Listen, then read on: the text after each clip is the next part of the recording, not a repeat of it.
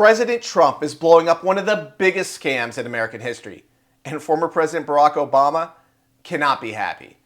But first, please join Explain America, like, share, comment. We appreciate your support for common sense journalism and your voice in this fight for truth and justice. Now, President Trump just torched the trillion-dollar cornerstone of Obama's climate agenda. The scam is exposed, and it's about to save American families billions. We've got the full story and the full out.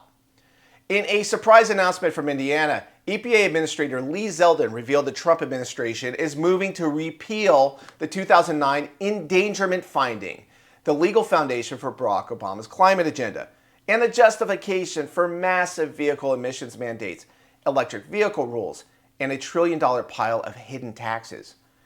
If finalized, Zeldin said, this will eliminate over $1 trillion in regulatory costs on families and businesses, unquote. So let that sink in. For 16 years, unelected bureaucrats used this so-called endangerment finding to force car makers into EV production, raise vehicle prices, and crush gas-powered engines under mountains of red tape.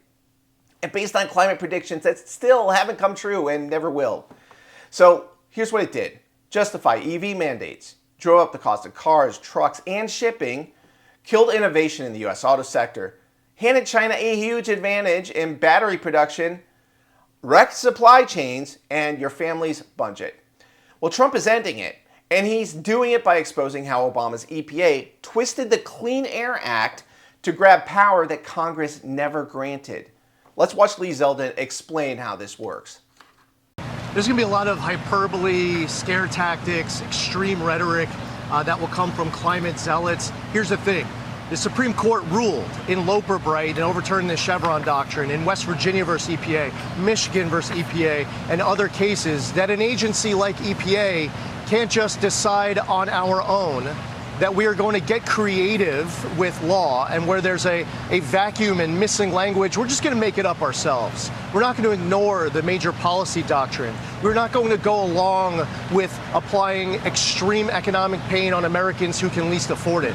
President Trump, when he first called me asking me to be the EPA administrator, to his last phone call to me when we last spoke, has been focused on bringing back and protecting American auto jobs. We want the American auto industry to thrive. We want to apply common sense. The American public demanded it. We want to make sure that cars are affordable again. And after the endangerment finding came out, not only were there all sorts of mobile source emission standards, but they also came out with trying to regulate out of existence all sorts of stationary sources. They started applying it to airplanes and more. We're talking about many trillions of dollars. Where does the authority come from? It came from the Obama EPA deciding very creatively with a whole bunch of mental leaps that they were going to just claim an authority that we believe, after a very plain reading of these Supreme Court cases, we don't have. Now, thanks to Trump-appointed courts, including the West Virginia v. EPA and Loper Bright decisions, the legal house of cards is collapsing. The EV mandate is dead. The stop-start engine nonsense, gone. The trillion-dollar regulatory racket, finished. Secretary of Energy Chris Wright called it a monumental step towards returning to common sense policy. Even blue-collar leaders are cheering. Chris Spear of the American Trucking Association said Biden's EV truck rule would have crippled the supply chain. And that's over now.